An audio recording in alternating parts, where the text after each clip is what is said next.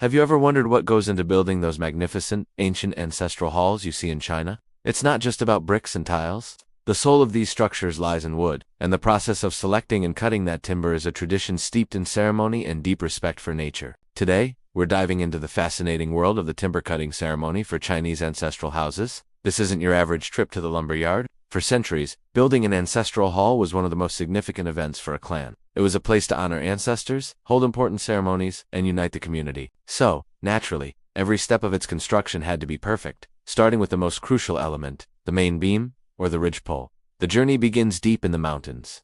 A respected elder, often accompanied by a feng shui master and skilled craftsman, would venture into the forest to find the perfect tree. This wasn't just about size or straightness. The tree had to have the right energy, the right key. They would look for a tall, strong, and vibrant tree, often a fir or a pine, that seemed to command the forest around it. It was believed that the spirit of the tree would become the guardian spirit of the ancestral hall and, by extension, the entire clan. Once the chosen tree was identified, the real ceremony would begin. It wasn't about simply chopping it down. The villagers would first make offerings to the mountain gods and the spirit of the tree itself. They would burn incense, offer wine and food, and bow in reverence, asking for permission to take the tree and promising to use it for a noble purpose. This act showed a profound understanding of the balance between humans and nature, a relationship built on respect, not exploitation. Then, on an auspicious day selected by the feng shui master, the cutting would commence. The head craftsman, with a brand new axe, would make the first symbolic cut.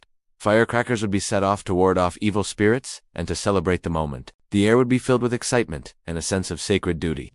The loggers would then work with incredible skill and precision, ensuring the tree fell in the designated direction to avoid damaging it or the surrounding forest.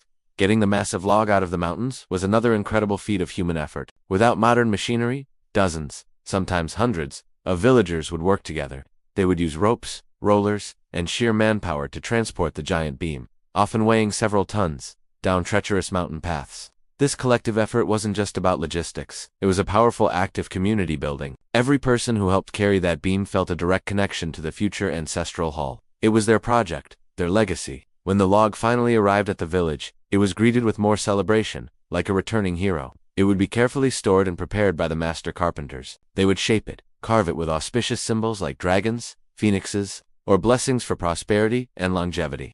This beam, the ridgepole, would be the backbone of the entire structure, the first piece to be raised in a grand beam-raising ceremony that marked the official start of construction. Today, while modern construction methods have changed, the spirit of this tradition lives on in many rural parts of China. It's a beautiful reminder that a building is more than just a physical structure. It's a vessel for history, culture, and the collective memory of a community. The reverence for the timber, the communal effort, and the spiritual significance of the process are what truly give these ancestral halls their enduring power and soul. They stand as silent testaments to a time when people built not just for themselves, but for generations to come.